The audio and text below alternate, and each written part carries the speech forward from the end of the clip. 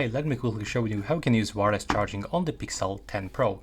So in this case, I'm gonna use my Vivo X200 Pro, and all you have to do is just to properly align your Pixel with your wireless charger or the second phone that you are gonna use. So we have to just align properly until you get this notification over here and over here. And now it start charging. If something is wrong and you are using, for example, the protective case, I will highly recommend you to take it off from your Pixel. If you are using other phone to recharge, I will also recommend you to take it off if there is some kind of the issues.